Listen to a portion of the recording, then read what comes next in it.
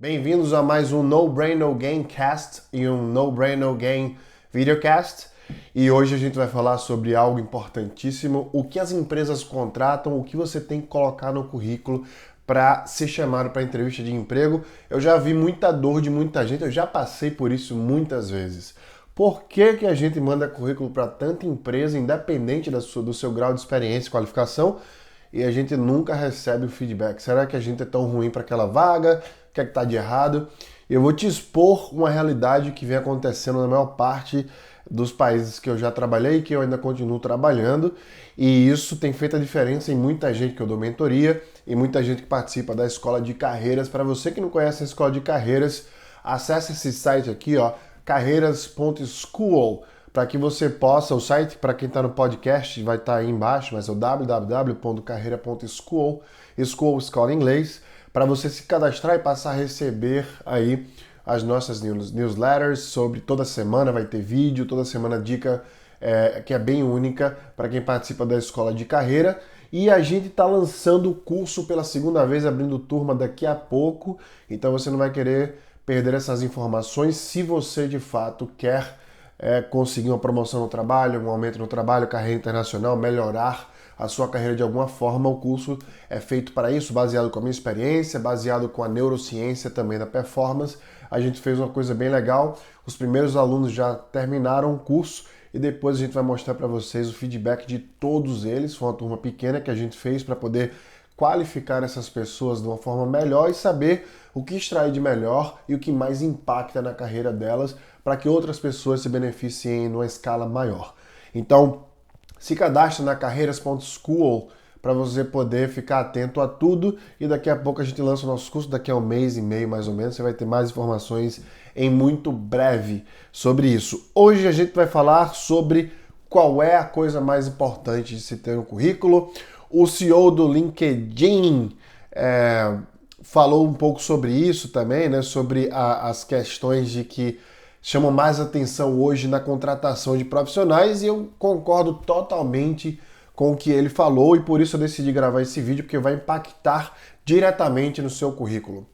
A grande questão é, por que as empresas hoje contratam a habilidade mais do que contratam a qualificação? Se a gente falar com os nossos pais ou com os profissionais mais seniors de mercado, né, mais antigos de mercado, eles sempre vão nos falar que a qualificação é importante, porque é ela que vem em primeiro lugar, e aí obviamente vai veicular isso a experiência e vai criar um conjunto de fatores que prejudica quem estuda em universidades que são menos conhecidas, que prejudicam pessoas que estão começando agora no mercado. É aquela questão, quem vem primeiro, o ovo ou a galinha, né? Quando você aplica para uma vaga que requer experiência, mas você é estagiário, por exemplo, ou você está mudando, transicionando de carreira, você já tem 35, 40 anos e aí você quer mudar para outra carreira, outro tipo de carreira, e aí perde-se experiência.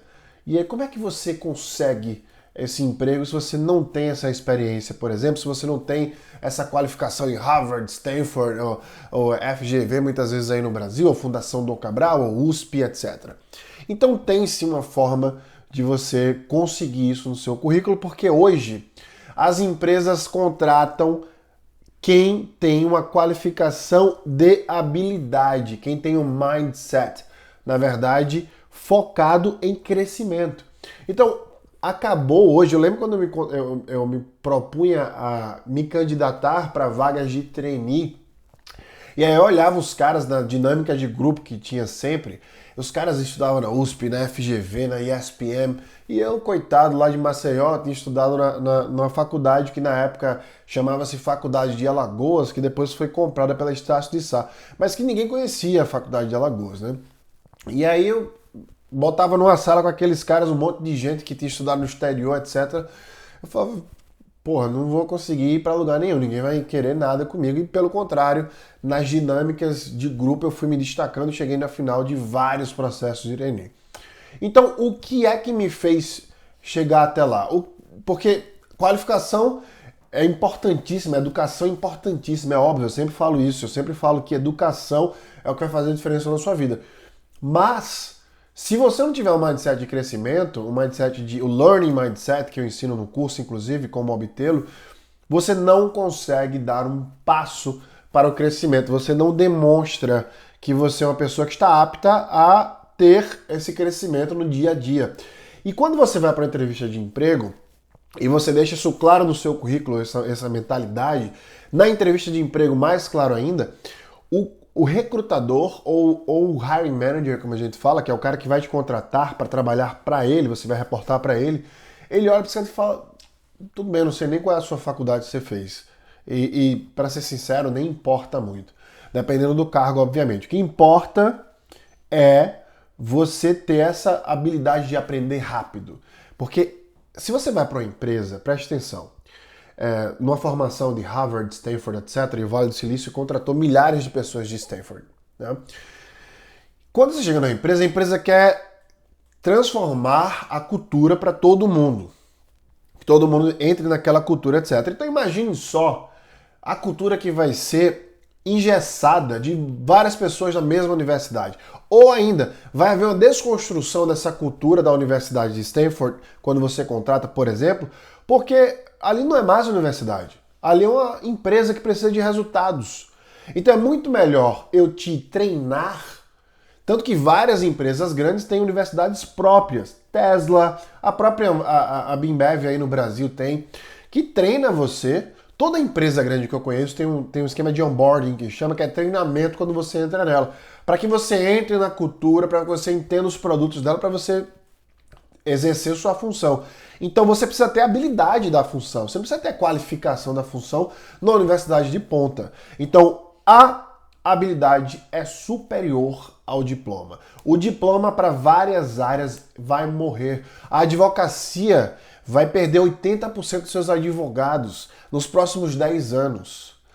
Imagine só, eu consigo fazer teste de DNA, eu consigo, para saber de onde eu fui originado em relação à minha genética, qual região do mundo se misturou para que me formasse hoje, isso sem um médico ou sem um enfermeiro. Eu consigo hoje retirar a saliva para poder fazer testes para saber, através das minhas células, se eu tenho uma propensão para ter câncer e qual tipo de câncer eu posso ter no futuro, e sozinho. No futuro, os enfermeiros e os médicos clínicos gerais vão ser extintos. Não totalmente, mas num número maior, num número grande, significativo. Eles só vão ser necessários em coisas específicas. Eu vou me autodiagnosticar. Daqui a um ano, esse relógio aqui que está no meu punho, o Apple Watch, ele vai me dizer se eu tenho diabetes, ele vai medir através das minhas glândulas sudoríparas, né? Ele vai colher o meu suor e me dizer várias informações sobre coisas que eu faço hoje tirando o meu sangue, por exemplo.